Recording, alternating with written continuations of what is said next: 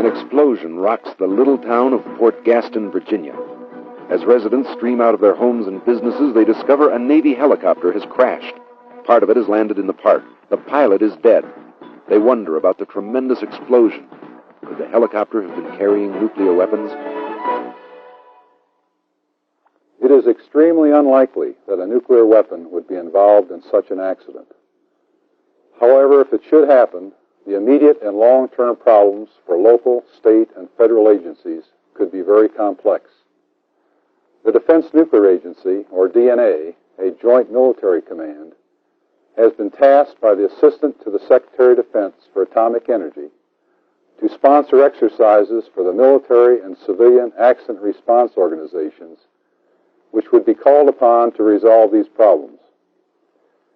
The exercises are designed to improve the nation's capability to respond to an accident such as the one described, and to develop national-level guidance for such a response. Through its field command in Albuquerque, New Mexico, DNA has sponsored 3 full-scale field exercises. This film is an account of the latest in the exercise series, Nuwax 83, and some of the lessons learned during that exercise.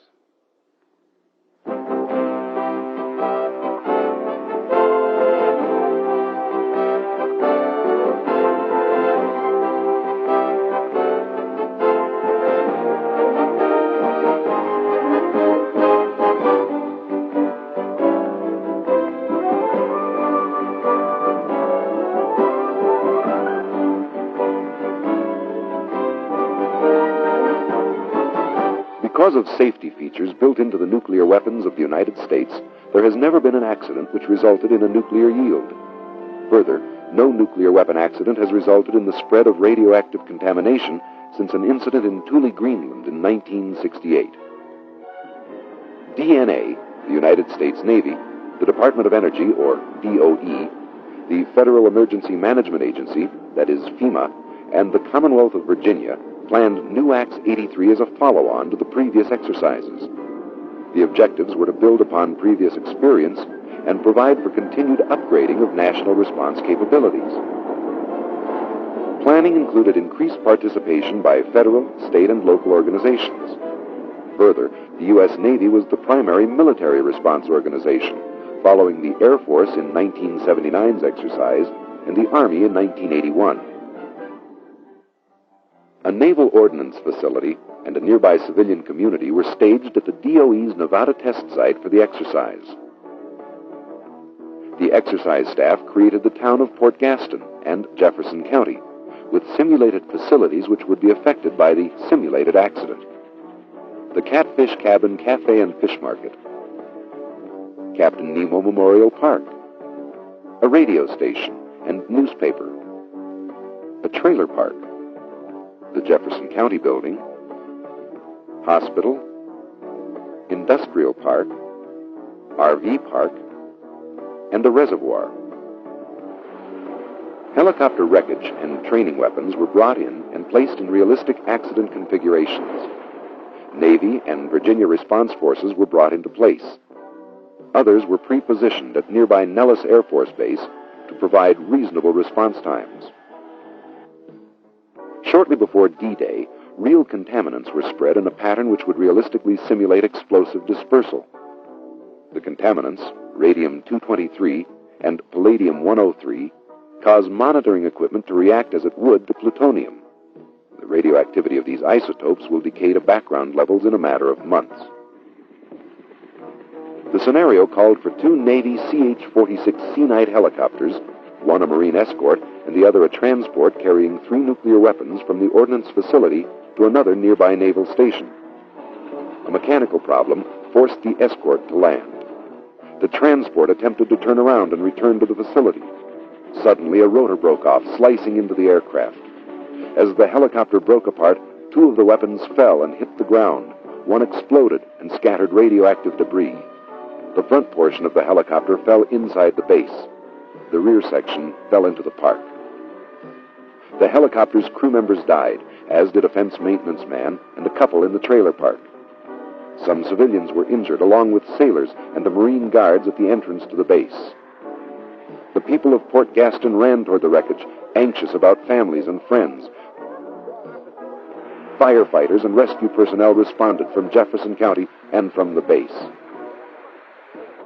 Inadvertently, the citizens and rescuers contaminated themselves and spread the radioactive contamination from the accident site. Local, state, and Navy medical personnel attended to the injured people. Care of casualties in the exercise medical facilities was very good. In the case of the Navy, exceptional.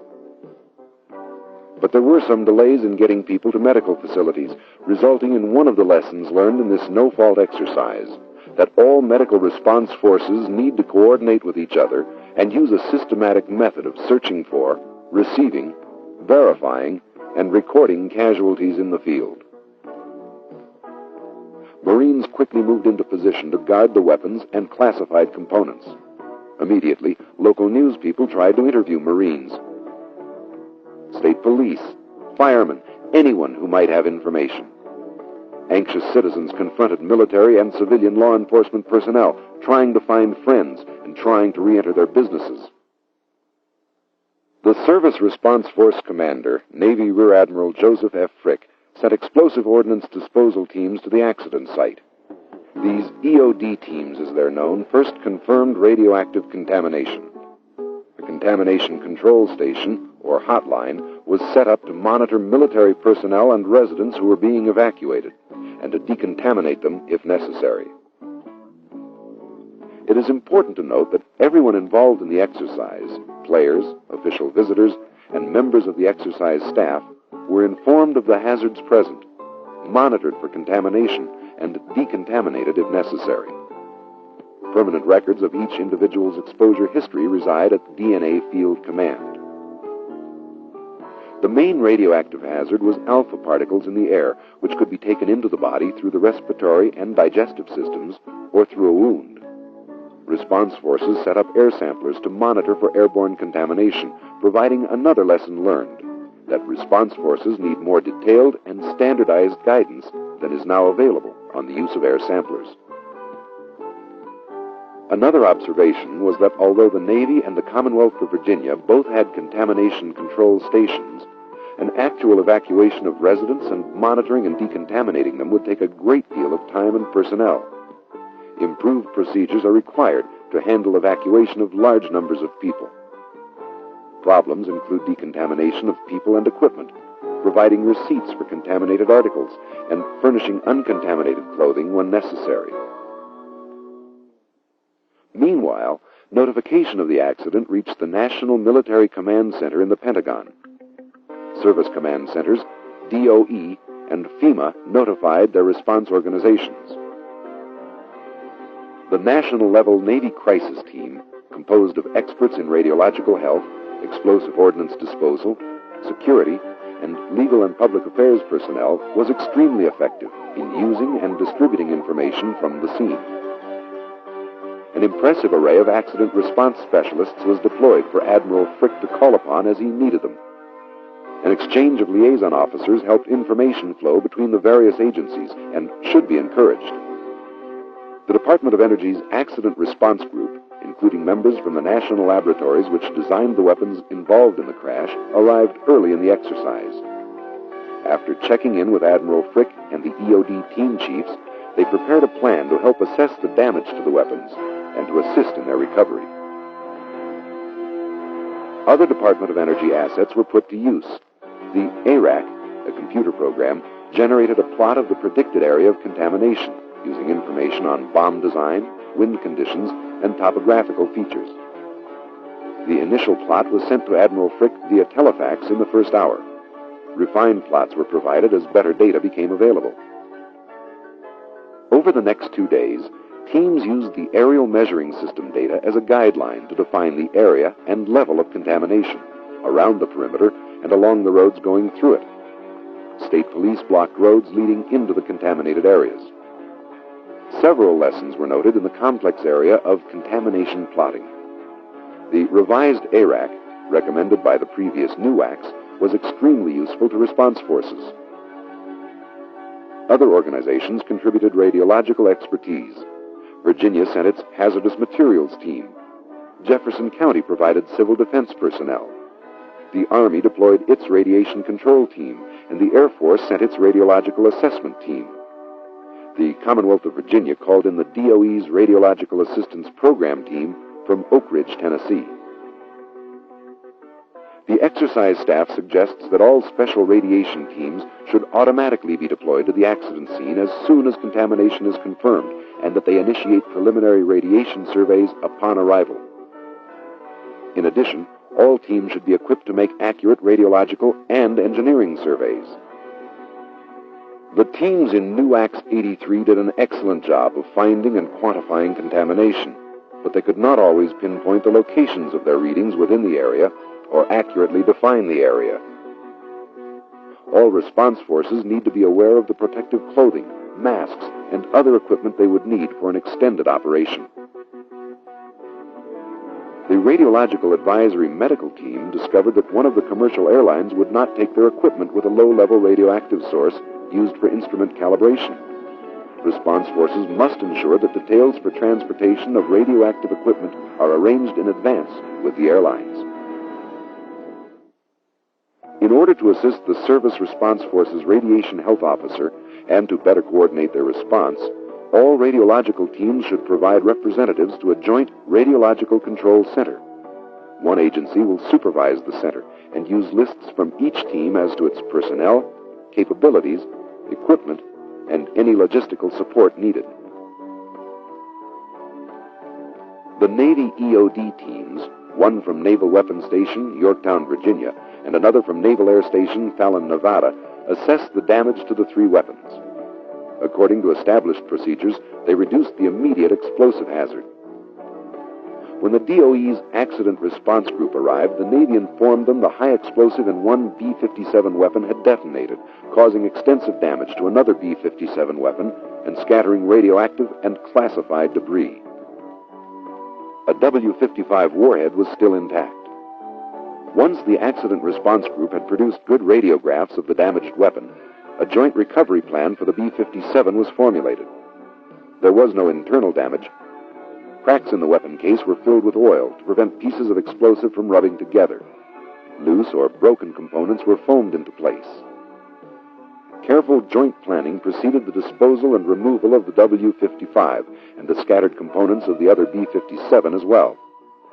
The weapons and hazardous weapon parts were packaged so they could be shipped to a facility equipped for final disassembly and disposal.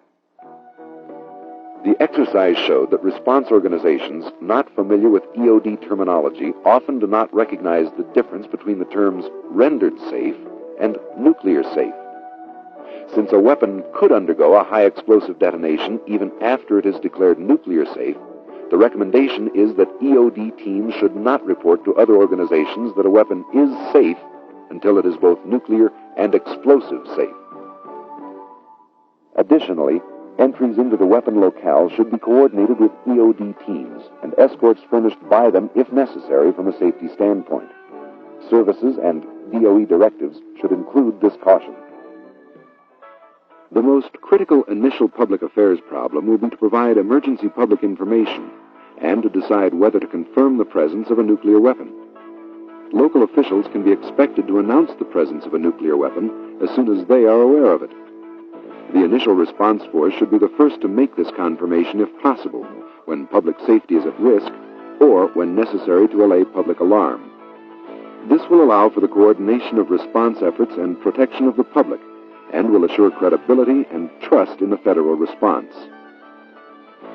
The Assistant Secretary of Defense for Public Affairs should be informed of the on-scene confirmation in advance, if possible, to enable him to fulfill his responsibilities in the Washington area. Public affairs officers of the responding organizations formed a Joint Information Center, or JIC, the day of the accident. Even so, public affairs people need to be prepared to function without a JIC until one is organized. The first press conference was held the morning after the accident.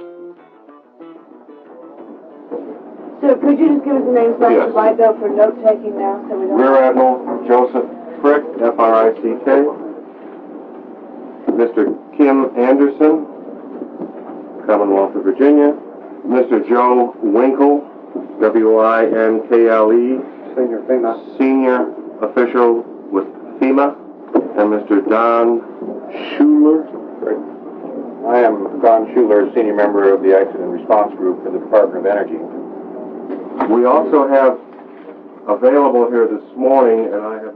Post-exercise critiques pointed out that in a real accident there would be much more involvement by senior-level public affairs people, especially in Washington. They also pointed out the need for response agencies to make sure news releases are sent consistently to all principal federal departments and agencies. Citizens were concerned about the extent of the contamination. This Navy Public Affairs Officer yesterday did confirm, I think his name was Smith, did confirm that the weapons, nuclear material was plutonium. We had an interview with several hours with Dr. Strash, a radiologist who was on site yesterday. He said that the worry with plutonium in particulate form would be inhalation and ingestion, and that's why the respirators. Can you tell me, could this be dispersed through the wind? Does it leach into the soil? Does it get into the water? I mean, what are the ramifications of what we're looking at on plutonium? Well, I think I'm going to turn that over to an expert on the subject. Don, could I ask you to address the potential? During a meeting at FEMA headquarters the day after the accident, numerous federal and state agencies began to address the question of how to clean up the contamination and restore the site. FEMA has the overall responsibility to coordinate emergency type of activities, whether they be man-made or whether they be natural type situations. In this particular incident, we do have national security concerns, and we recognize that the Department of Defense or the Department of Energy, whichever is appropriate, has the operational responsibility for security of the classified materials that may be involved. Of course, one of the first concerns was financing. And, Kim, I'm sure it's a concern of yours, and that is where the funds are going to come from. You read my mind. Russia. As to where the funds are going to come from to do the site restoration work. We expected that to be the first question. We expected that. That's why I brought my lawyer along. A number of federal and state agencies responded to plan and accomplish the cleanup. Meet Jill Finelli with the Virginia Department of Agriculture. Some of the things that we're interested here on the site in Port Gaston are the Gabe's Meat Market, right here, Meat Packing Plant, JD's Produce Farm. Also meet Dr. Albert Roth, Virginia Department of Agriculture. The second role that we have basically is to be involved with the health of animals. The questions concern the health of the cattle or other livestock on the farm, as well as small animals. This is Charles Cox, U.S. Food and Drug Administration. In a radiological emergency, the role of the Food and Drug Administration is to ensure that foods, drugs, medical devices, biological products, animal feeds, cosmetics are safe, wholesome, free from contamination, and also that the population receives as minimum radiation as possible. EPA was called to Port Gaston through FEMA to supply laboratory support to the state of Virginia. And this is Wayne Bliss of the Environmental Protection Agency. Is to provide that support through FEMA as well as represent the agency in advising the state on proposed cleanup criteria and procedures for restoration of the area. For example, this simulated sample of frog legs was collected yesterday by the state and has been delivered to us for analysis. It was previously... Inside, meet Michael F. O'Connell, health physicist with EPA. The sample that's brought in is going to be counted for looking at nucleus that emit gamma radiation. This system here is an intrinsic germanium lithium detector, the solid-state device with liquid nitrogen stored above. The sample just goes down inside the well, which is this case is a 3,000-pound lead shield. This is Larry Brown of the American Red Cross. Working with some of the other agencies here, we're learning the capabilities of agencies that usually don't respond in natural disaster situations, and perhaps this knowledge will be useful in the future to assist in response to hazardous material situations or other natural disasters.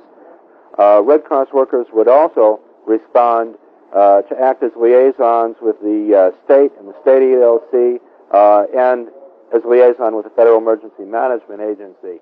This is where FEMA comes into play to serve as the coordinator of these various federal executive agencies to provide the necessary support to the state and local governments to go about the site restoration and taking care of the public health and public safety needs of the people involved. From the foregoing, it is apparent that all responding agencies must be attuned to the public's wide variety of legitimate concerns. These agencies must make every effort to allay fears and to take rapid, positive action to restore normalcy to the community. Although site restoration problems were not completely solved in the brief exercise, they did result in some recommendations in the areas of funding and assignment of responsibilities. One of the first things a response agency does upon arrival is to set up communications. In accordance with recommendations of previous exercises, 83 players set up a joint office of communications control. Such a center should be established on the first day. Each organization should provide a written list of its equipment, required frequencies, associated capabilities, and logistical support required. Then, communications assets can be used in the most efficient manner.